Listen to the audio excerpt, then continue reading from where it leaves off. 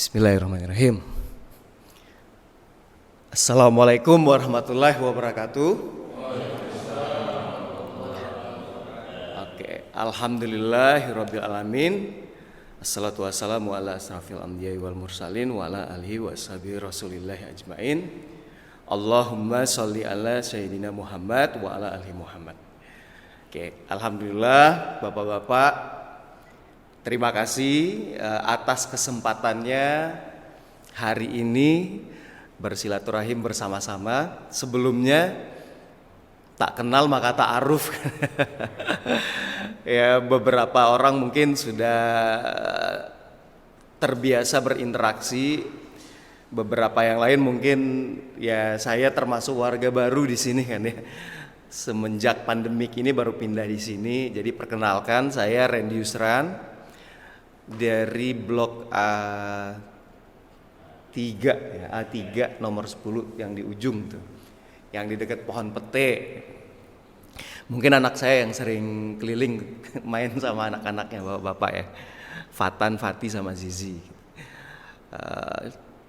Jadi saya juga bukan ustadz, kayaknya terlalu berat Paan dipanggil ustadz.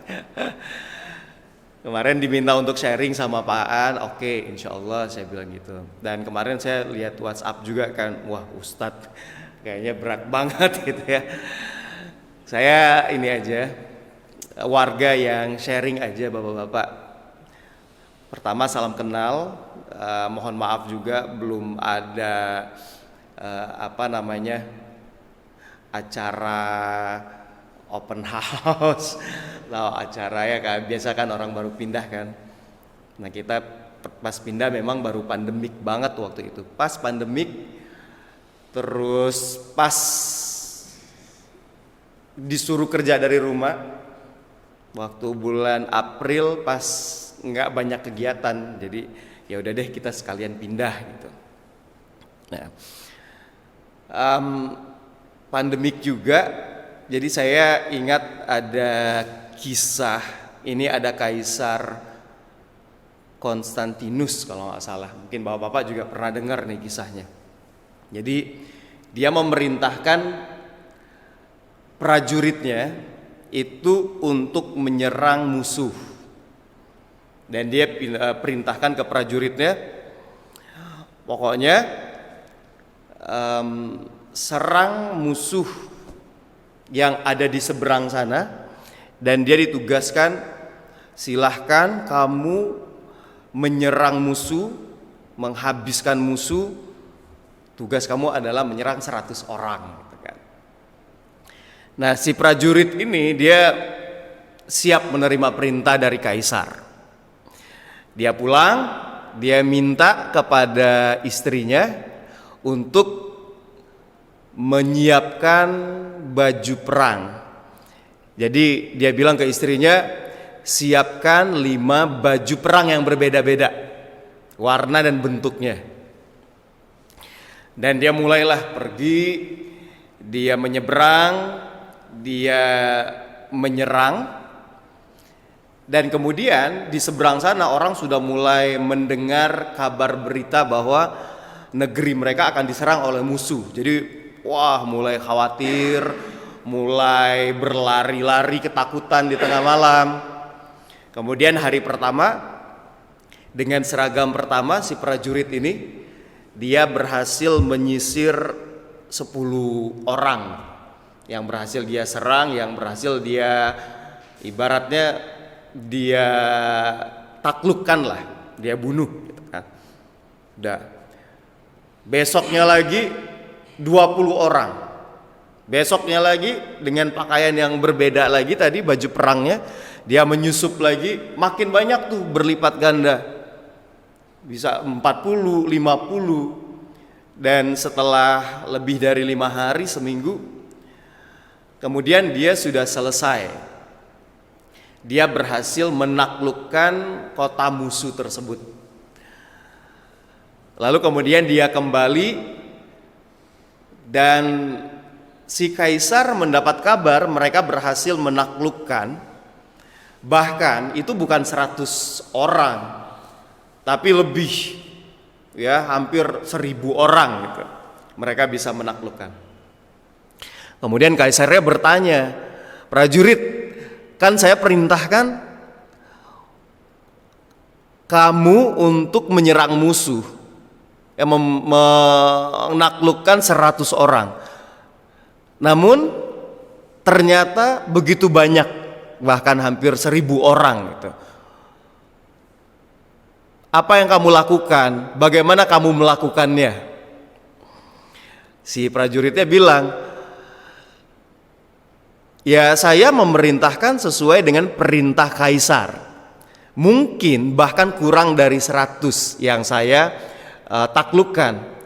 Lalu mengapa ada 1.000 orang yang kemudian terbunuh gitu? Yang 1.000 orang yang kemudian mati, tertaklukkan. Kemudian sang prajurit berkata, mereka mati karena mereka khawatir, panik sendiri. Jadi bukan karena diserang oleh saya, kata prajurit. Oh ya, apa yang terjadi? Ya mereka karena terlalu panik, jadi berlari ke sana kemari, reaktif, bergerak. Apa yang ketika malam tiba mereka takut karena mereka sendiri tidak tahu musuhnya yang mana kan. Si prajurit tadi itu berganti-ganti pakaian. Jadi mereka itu habis mati itu karena ya mereka dibunuh oleh kekhawatiran, kepanikan mereka sendiri.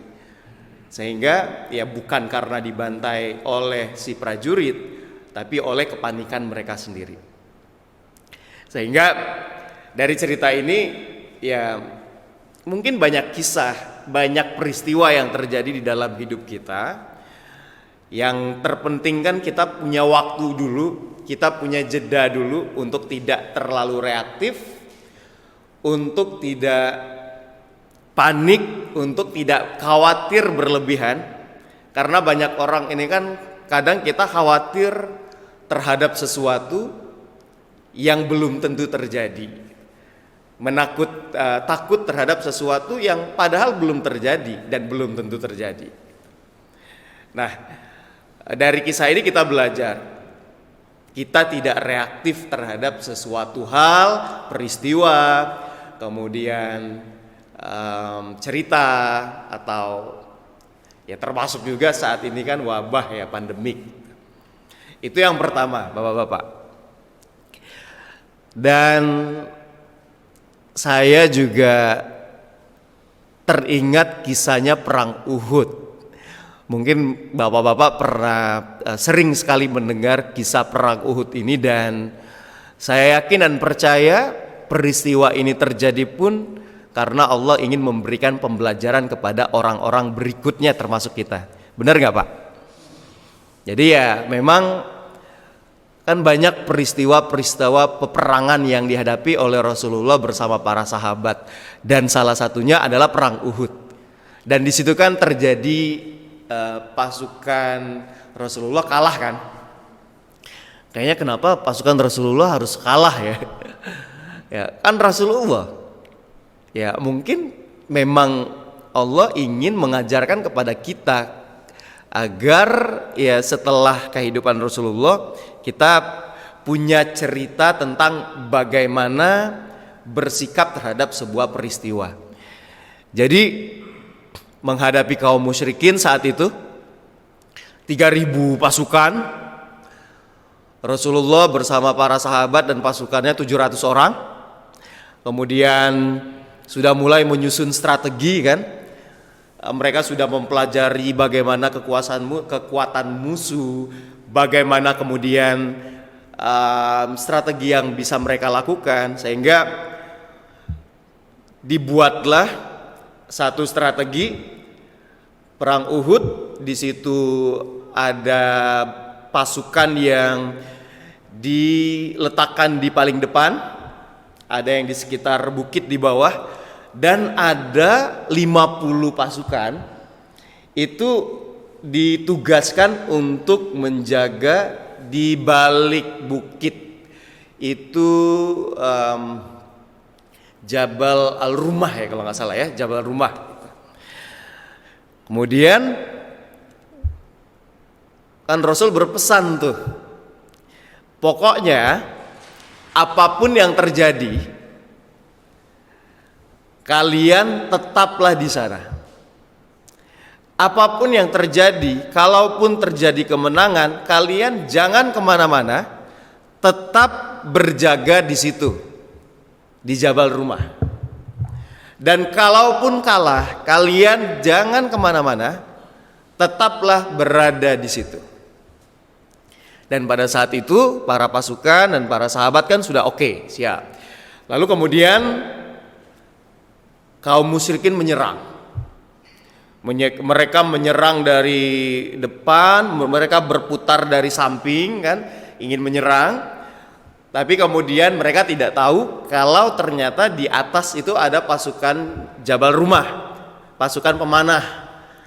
Dan mereka diserang tuh. Pasukan yang 3.000 orang kaum musyrikin menghadapi 700 orang pasukannya Rasulullah. Kemudian diserang dari pasukan pemanah dari Jabal Rumah. Mereka tidak menyangka, sehingga mereka mulai kewalahan dan sebenarnya udah mulai mundur tuh. Mundur pasukan. Dan melihat pasukan musuh kaum musyrikin kalah. Apa yang terjadi dengan pasukannya Rasulullah, para sahabat? Apa yang terjadi dengan kaum pemanah, pasukan pemanah? Mereka merasa sudah menang. Jadi mereka, wah kita menang nih. Dan mereka mulai melihat banyak mungkin ya bergelimpangan harta rampasan perang kan, ghanimah banyak. Dan mereka mulai lupa dengan apa tugas mereka, apa yang dipesankan. Mereka mulai bereaksi, lupa diri, lupa tugas, sehingga kemudian mulailah ada satu orang yang berteriak ghanimah gitu kan, dan yang lain pun mulai, oke, kita sudah menang, kita menang, ghanimah, dan mereka mulai merasa mereka sudah menang, dan mulailah satu persatu turun. Ada sih temannya yang ngingetin, kan Rasul pesan, apapun yang terjadi, apa kata Rasulullah? Kita jangan kemana-mana. Tapi kan kita udah menang, kata temannya yang lain. Kita kan sudah berhasil, pasukan musuh sudah mundur. Dan waktunya kita turun. Dan kemudian mulailah tergoda dan turunlah mereka. Dan ternyata pasukan musuh itu mereka mundur dan melihat. Dan kemudian mereka punya strategi. Ketika kaum pemanah, pasukan pemanah turun, saat itulah mereka muter dari belakang.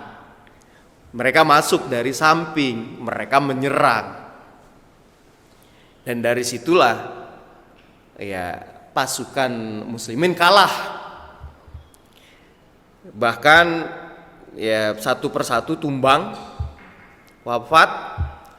Termasuk juga yang sangat menyedihkan adalah Hindun. Dia kan sangat dendam sekali dengan Hamzah, pamannya Rasulullah, yang sempat waktu itu juga di perang Badar kan. Ya Hindun itu kan juga keluarganya juga habis lah gitu. Nah saat itu dia melihat dia menyerang, kemudian salah satu yang bertahan adalah Hamzah, paling depan, dia berkorban semuanya dan termasuk pasukan kalah. Kemudian Hindun dengan dendamnya yang luar biasa, dia ya kalau dikisahkan kan cukup menyedihkan lah gitu. Hamzah ditombak, dirobek, bahkan dadanya dibelah, jantungnya diambil ya, kupingnya dipotong, itu dijadikan mainan gantungan kalung gitu, saking Hindun saat itu. Dan sangat menyedihkan ya, pasukan kaum muslimin kemudian mundur, kalah waktu itu.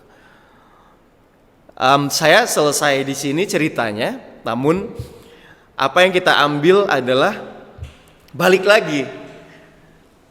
Kita diminta untuk tidak reaktif terhadap sesuatu hal.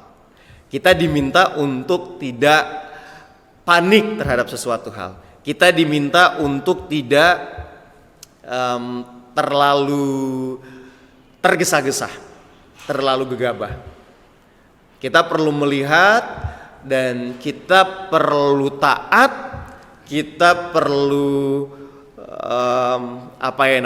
bersabar di dalam setiap peristiwa, di dalam setiap kejadian, termasuk tadi ketika kita gegabah, tergesa-gesa, kita kadang lupa diri, lupa tugas, lupa siapa kita. Sehingga yang terjadi apa?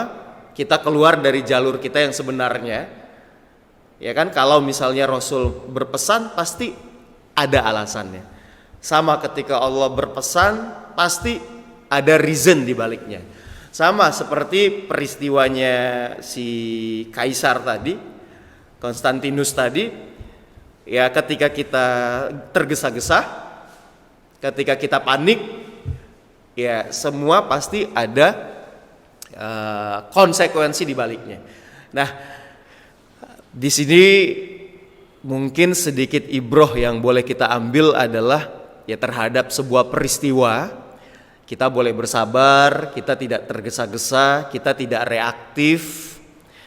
Kemudian ya apa yang sudah disampaikan, apa yang menjadi pesan, apakah itu dalam bentuk peristiwa, apakah itu dalam bentuk penyakit, wabah, apakah itu dalam bentuk kesenangan atau kesusahan, itu semua kan pesan ya Bapak-bapak semua. Pasti Allah sedang memberikan pesan kepada kita, ya tidak reaktif, kita analisa, kita pelajari, kita ikuti apa yang disampaikan, apa yang Allah perintahkan, apa yang Rasulullah contohkan. Kan kalau katanya kan agar kita tidak terlalu reaktif, agar kita tidak berbuat hal yang malah panik dan berbuat hal yang salah, maka ketika dalam kondisi tersebut kita perlu jeda, diam sejenak. Kita perlu waktu sejenak, beristighfar, gitu kan.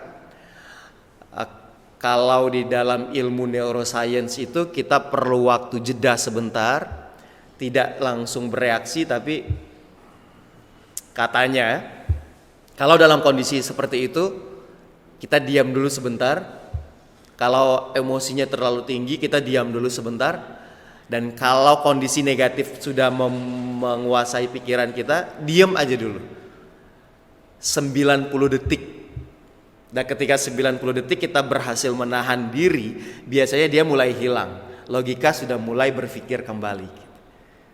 Nah, kalau kita ini kan sebagai seorang muslim kan, diamnya kita ya zikir, beristighfar. Dan ketika kita beristighfar, berzikir, ta'awud sebenarnya dan kita satukan dengan sains gitu kan, 90 detik itu tuh akan menurunkan gelombang pikiran, emosi kita, sehingga kita mulai bisa berpikir jernih. Dan disampaikan juga kalau kita dalam kondisi yang tidak baik, tidak settle atau marah atau negatif kan, atau lagi tinggi-tingginya kan, katanya kalau lagi berdiri duduklah gitu, berubah posisi maksudnya. Kalau lagi tinggi-tingginya, lagi marah, lagi duduk, berbaringlah gitu kan.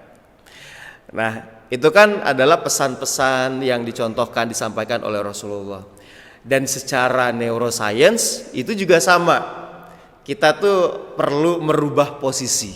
Kalau dalam kondisi yang cukup rush, ya cukup panik, rubah posisi deh. Misalnya kalau tadi duduknya sebelah mana, pindah dulu gitu. Kalau tadi di kamar, pindah dulu kemana. Ya, secara neuroscience itu namanya adalah break the state atau merubah kondisi diri. Jadi kayak kita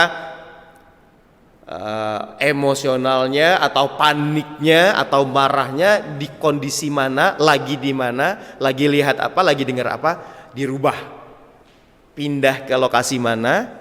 Ya, kalau tadi berdiri duduk dulu, kalau tadi lagi dengerin apa, ya dengerin ya Al-Qur'an, tadi bacanya apa, buka Al-Qur'an lagi. Nah, itu sebenarnya kalau di neuroscience itu break the state.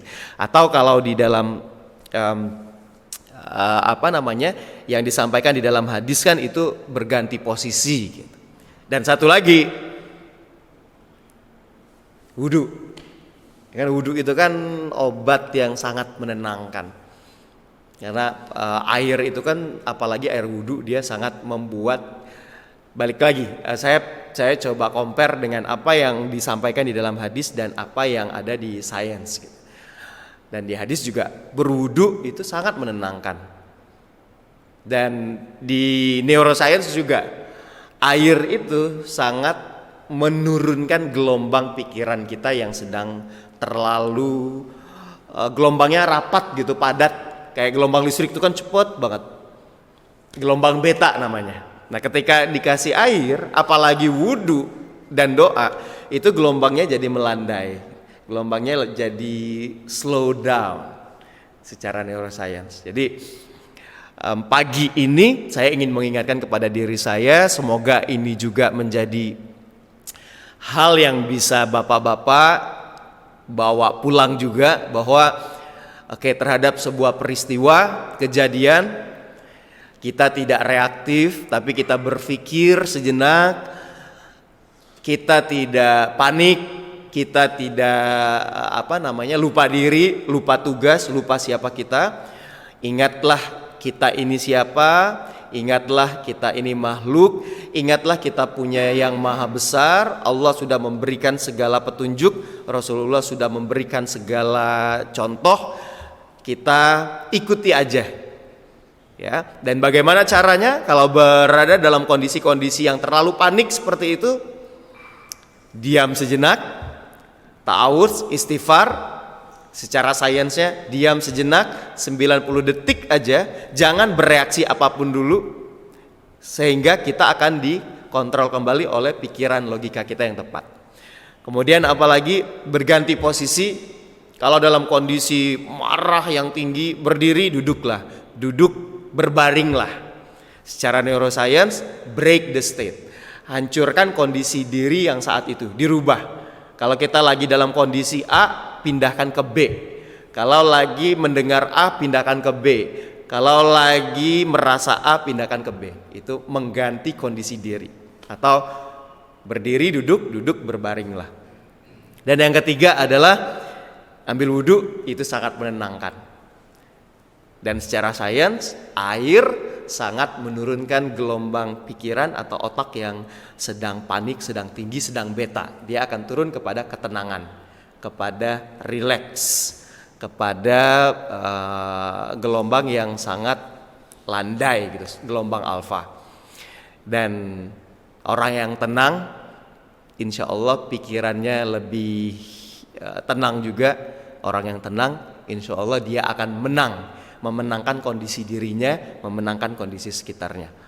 Ya wallahu alam bisawab. Terima kasih, mohon maaf lahir dan batin, kebaikan dari Allah, kekurangan dari saya pribadi. Sekali lagi semoga bermanfaat. Assalamualaikum warahmatullahi wabarakatuh.